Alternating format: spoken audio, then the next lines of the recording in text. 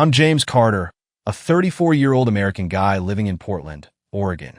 I'm a co-owner of a successful plumbing business, which I built with 3 other partners. My life, at first glance, might seem pretty ordinary, but as you'll see, it's far from simple. I've been married to Emily, my 31-year-old wife, for nearly 9 years. Emily is stunning, the kind of woman who turns heads wherever she goes. People often refer to her as a trophy wife, but to me, she's more than that. She's smart, determined, and fiercely independent. She works as an executive assistant at a prominent BMW dealership in town. Together, we have an amazing 7-year-old daughter named Sophie. We own a charming house in a quiet, picturesque neighborhood in Portland. On weekends, we often spend time in our modest vacation home on Cannon Beach, a dream location that Emily always wanted.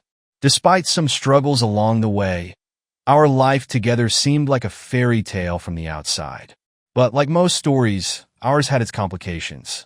Emily and I first met when I was working on the central heating system at her parents' house. At the time, she was living at home after a messy breakup with her ex-fiancé, Nathan Blake. Their engagement had ended dramatically, and though Emily didn't talk much about it then, I later learned the full story. Nathan, better known by his embarrassing nickname, Callie, had a reputation as a rich, arrogant playboy. The nickname came from his backstory. Nathan's mother, a young au pair in California, had returned to the U.S. heavily pregnant after a whirlwind romance with a local surfer. Nathan's father disappeared from the picture, and his mother raised him alone until she met a kind but unassuming man, Daniel Blake. Daniel adopted Nathan, gave him his last name, and together with Nathan's mother, built a small empire in the tech industry. By the time Nathan was an adult, the family had more money than they knew what to do with. Nathan inherited his family's wealth, charm, and good looks, which made him popular, but also deeply entitled. He was used to getting what he wanted, especially when it came to women. When he and Emily were together, he flaunted her like a prize, but it didn't take long for his darker side to emerge. He cheated on her repeatedly, which Emily tolerated until the scandal that ended their engagement. The breakup with Nathan wasn't just messy. It was downright humiliating for Emily. She found out about his infidelity in the most dramatic way possible. Nathan had been caught having an affair with a married woman, and her furious husband stormed into their love nest with a shotgun loaded with rock salt. Nathan fled the scene, but not before the husband managed to pepper his backside, leaving him with a literal and very public pain to remember. The story spread like wildfire through our small-town social circles, and Nathan's nickname, Callie, became a permanent joke. By the time I met Emily, she was still reeling from the fallout. She was guarded and mistrustful, and her once vibrant personality seemed overshadowed by bitterness. When I struck up a conversation with her while working at her parents' house, I wasn't sure if she'd even respond. To my surprise, we hit it off. I asked her out, and she reluctantly agreed. Our first date was simple, a dinner at a cozy Italian restaurant in the heart of Portland. What started as a quiet and somewhat awkward evening turned into one of the best nights of my life. Emily opened up about her dreams and passions, and I realized how much more there was to her than the polished image she showed to the world. We laughed, shared stories, and even ended the night with a kiss at her doorstep. But it wasn't smooth sailing from there. Emily wasn't ready for a serious relationship.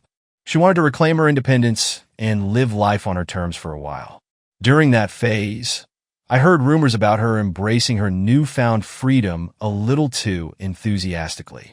Friends whispered about her attending wild parties and having brief flings. It stung, but I reminded myself that it wasn't my place to judge. Nathan, meanwhile, couldn't accept that Emily had moved on. Despite his playboy reputation, he claimed to have been deeply in love with her. He was particularly incensed by the rumors that Emily had been with some of his friends during her wild phase. It drove a wedge between him and several of his closest confidants, but Nathan was too proud to confront Emily directly. About a year after our first date, I ran into Emily again at a friend's party.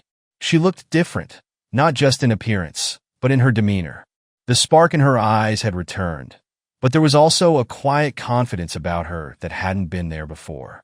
We spent most of the evening talking, and by the end of the night, it was as if no time had passed since our last date. We began seeing each other again, and this time, things were different. Emily assured me that her wild phase was behind her. She wanted stability and someone she could trust. I was cautious at first, but as we spent more time together, I realized how much I cared for her. We officially became a couple, and within a year, we were inseparable. 3 years later, Emily and I tied the knot. Shortly after, she found out she was pregnant with Sophie. Our little girl became the light of our lives, and for a while, everything felt perfect. But life has a way of throwing curveballs when you least expect it. One day, about 6 months after Sophie was born, I was working on a plumbing project for one of Nathan's old friends. As we chatted, the man smirked and brought up a rumor that made my stomach turn. "You know," he said, leaning against the counter, "Nathan swore he'd get Emily back one day. Said he'd have her in every way possible and make sure the whole town knew about it." I froze, my hands tightening around the wrench I was holding. "What the hell are you talking about?" I asked, trying to keep my voice steady. He shrugged casually. "It's just Nathan being Nathan. He's always been a bit persistent when it comes to things he wants. But hey, you're the one she married, right? So no need to worry." The comment stuck with me, even though I tried to dismiss it as nonsense. When I told Emily about it later that night, she rolled her eyes. "James, you know how people love to gossip in this town. Nathan can say whatever he wants, but I'll never let him back into my life. You're the only one I care about." Her reassurance helped, but the seed of doubt had already been planted. Over the years, I kept an eye out for any signs that Nathan might try to make good on his threat. For a long time, nothing happened. Then, out of the blue, I heard he had married a wealthy woman from New York and moved there to start a new life. With him seemingly out of the picture, I let my guard down. It wasn't until years later, on an otherwise uneventful Wednesday evening, that Nathan's name resurfaced in a way I hadn't anticipated. Emily and I were sitting in the living room, watching a weather report on TV, when she suddenly turned to me with a serious expression. "James, I need to tell you something," she said, her voice unusually tense. I muted the TV and gave her my full attention. "What's going on?" She hesitated for a moment before continuing. "Do you remember Nathan Blake?" The name hit me like a brick. "Of course I do. What about him?"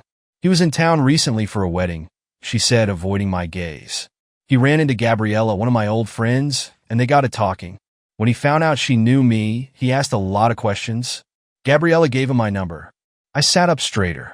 "Wait, what? He has your number? Did he call you?" She nodded, looking uneasy. "Yes. We talked a few times. It was nothing serious, just catching up on old times. But there's more." My chest tightened. "Go on." "He invited me to join him for a trip to Miami," she said, her words spilling out in a rush. "He's staying at a luxury resort he got through some business deal. His wife isn't going. She's afraid of flying, and he thought it might be nice to catch up in person." I couldn't believe what I was hearing. "And what did you say?" Emily looked me straight in the eye. I told him yes. I stared at Emily, unable to process what she'd just said. "You told him yes?" My voice was sharper than I intended, but I couldn't hide my disbelief. She nodded, looking defensive. "James, it's not what you think.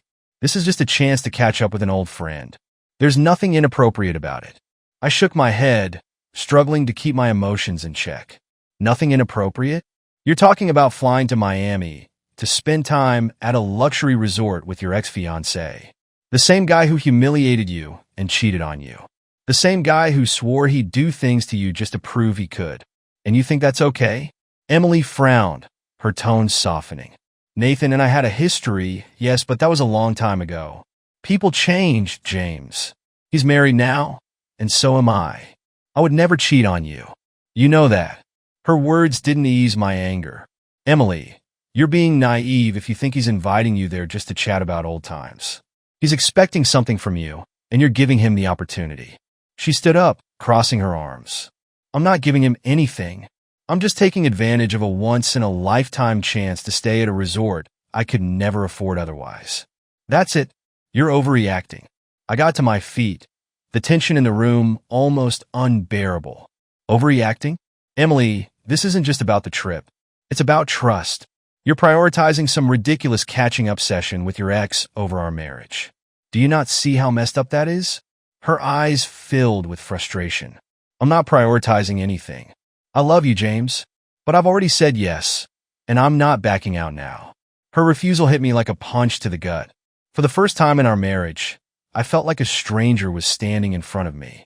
If you go, Emily, don't expect me to be waiting for you when you get back. She flinched at my words but didn't respond. The rest of the evening passed in icy silence, and I ended up sleeping on the couch. The next morning, Emily acted as though nothing had happened. She smiled brightly as she made coffee and even kissed me on the cheek. Do you still think you're married to a cheating woman? She joked, trying to lighten the mood. I didn't smile. Have you canceled the trip? Her expression stiffened. No, I haven't, and I'm not going to. Then yes, I said coldly. I think I'm married to a cheating woman. The brightness in her face faded as she glared at me. You're being ridiculous, James. I didn't respond. There was nothing left to say. She left for work, and I spent the day trying to focus on my own job, but my mind kept circling back to what she'd said. The thought of her being alone with Nathan in Miami made my blood boil. During my lunch break, I called Hannah Reed, one of our neighbors and the mother of Sophie's best friend, Olivia. Hannah had been through a rough divorce 6 months ago and was one of the most genuine people I knew. After some small talk, I brought up an idea. Hannah, I said, would you and Olivia like to join Sophie and me on a trip to Disney World? It'll be all expenses paid. I think the girls would love it. There was a pause on the other end of the line. James, that's generous. But why? No strings attached, I assured her. I just thought it would be nice for Sophie to have a friend along. And honestly, I could use some good company too. She hesitated for a moment before replying. Let me think about it. I'll get back to you. That evening, she called back with her decision. Okay, James. We'll go. Thank you for inviting us. That evening, I met with Hannah to finalize the details of our trip. We decided on a week in Orlando, with a couple of days dedicated to Disney World and time to explore other attractions. To my surprise, Hannah suggested we share a family suite at a nearby resort to make things easier for the girls. I agreed, and we began planning everything from flights to itineraries. Meanwhile, back at home, Emily and I barely spoke. The tension between us was unbearable, but I had no intention of starting another argument. She seemed content to pretend everything was fine, and I let her. On the surface, she was cheerful and busy preparing for her Miami trip, but I could sense a lingering unease in her demeanor. The night before she was set to leave, something unexpected happened. As I was lying in bed, trying to ignore the weight of her impending departure, she walked into the room wearing nothing but a robe. Without saying a word, she slid into bed next to me, her intentions unmistakable. Despite everything, I couldn't resist her. It had been weeks since we'd been intimate, and my anger couldn't completely suppress my desire. The encounter was passionate but brief, and when it was over, I went to the bathroom to clean up. When I returned, Emily was sitting on the edge of the bed, tears streaming down her face. Why did you do that? She asked softly, her voice breaking. I was taken aback. What do you mean? You came to me. She shook her head. You call me a cheating woman. If that's how you see me, why would you? I sighed, running a hand through my hair. Because, despite everything, you're still my wife. But you're making choices that are tearing us apart, Emily. I don't even know who you are anymore. Her sobs grew louder, but I didn't have the energy to comfort her. Good night, Emily, I said quietly, turning away. The next morning, she left for the airport without a word. I watched her car disappear down the street, and for the first time in years, I felt an overwhelming sense of relief. As soon as I knew Emily's flight had taken off, I made another call, this time to Nathan's wife, Lauren Blake. I had never spoken to her before, but it didn't take long to find her number with a bit of digging. When she answered, I wasted no time. Lauren, this is James Carter. My wife, Emily, is on her way to Miami to meet your husband, Nathan. I thought you want to know. There was a long pause before Lauren responded, her voice icy. What did you just say? I repeated myself, laying out the details of the trip. By the time I finished, she was seething. Thank you for telling me, she said curtly. I'll take care of this. I hung up, feeling a grim sense of satisfaction. Later that day, I followed up with a fax to the hotel where Emily and Nathan would be staying. I included a letter addressed to Emily, along with copies of the divorce papers I had filed earlier that morning. The letter read, "Dear Emily, you've made your choice, and now I'm making mine. As of today, I filed for divorce. From now on, you're free to pursue whatever or whoever you want without worrying about how it affects me. It's clear that my feelings were never a priority for you anyway. Enjoy your trip. James." I sent the fax and didn't look back. That evening, my phone buzzed repeatedly with calls and messages from Emily. I ignored them all, reading only one of her frantic texts. "James, this is a huge misunderstanding. I'm coming home tomorrow, so we can fix this." I replied, "You're not sharing a hotel room with Nathan by accident. This isn't a misunderstanding. It's a choice. And now, you'll live with the consequences." Later that evening, I received an unexpected call from Lauren Blake, Nathan's wife. Her tone was sharp and controlled, but I could sense the anger simmering beneath the surface. "I confronted Nathan," she said. "He tried to brush it off as an innocent trip, but I'm not stupid. I've told him he can either cancel this nonsense or come home to empty closets. And James, thank you for letting me know. I've had suspicions for a while now, but this confirms it. Glad I could help." I replied, feeling vindicated. "What happens now is up to you." Lauren's final words before hanging up stuck with me. "I'll make sure this doesn't go as planned." The next day, Emily and Nathan checked into the resort. Within hours, my phone buzzed with another call, this time from Lauren. Nathan threw Emily out of their room, she announced bluntly. He told me he couldn't handle the fallout if I left him, so he dumped her as soon as she got there. I laughed bitterly. I guess it didn't go as she expected. Lauren's tone softened slightly. "For what it's worth, I think your wife's heart was in the wrong place, but I doubt she thought through what she was doing. She's probably realizing the consequences now." After hanging up, I sat back, thinking about Emily's decision. She had gambled everything for this trip, and it had backfired spectacularly. I wasn't sure whether to feel angry, relieved, or just sad. The following morning, Hannah and I set off with Sophie and Olivia for our trip to Orlando. The girls were over the moon, chattering nonstop about all the rides they wanted to go on and which Disney princesses they hoped to meet. Hannah and I exchanged smiles, their excitement lifting the heavy weight that had been sitting on my chest. The resort we booked was beautiful, spacious, comfortable, and perfect for the girls. Sharing a suite with Hannah felt surprisingly natural. We fell into an easy rhythm, planning each day's activities and making sure the girls had the time of their lives. Our second night there, after the girls had fallen asleep, Hannah and I found ourselves sitting on the balcony, sipping wine and watching the stars. For the first time, she opened up about her divorce. Her ex-husband had been unfaithful for years, and when she finally left him, she felt both liberated and scared. "I never thought I'd be a single mom," she admitted, her voice tinged with sadness. "It's been hard, but Olivia makes it all worth it." "You're doing an amazing job," I told her. "Olivia's lucky to have you." Hannah smiled, her eyes meeting mine. "And Sophie's lucky to have you, James. You're a great dad." The moment lingered, and for the first time, I allowed myself to consider the possibility of something more between us. But I didn't act on it, at least not yet. The next few days at Disney World were magical, especially for the girls. They spent their days laughing, riding every ride they could, and marveling at the characters that brought their favorite movies to life. Hannah and I found ourselves laughing more too, sharing small jokes, sneaking glances at each other, and finding comfort in the rhythm of the trip. On the third evening, after a long day of park adventures, the girls fell asleep early, exhausted from the excitement. Hannah and I decided to have a quiet dinner on the resort balcony, just the two of us. The warm Florida air carried the faint sounds of laughter and fireworks from the nearby parks. "You know," Hannah said, swirling her wine glass, "this trip has been good for me. It's been a long time since I felt this happy." "Me too," I admitted. "It's been a rough few weeks, but being here with you and the girls has reminded me of what's important. I've spent so much time chasing things that didn't matter, and now I realize what I really want is something simple, something real." Hannah smiled softly. "You deserve that, James. And for what it's worth, I think you're on the right path." There was a pause as we looked at each other, the unspoken words hanging in the air. Then, before I could think too much about it, I leaned in and kissed her.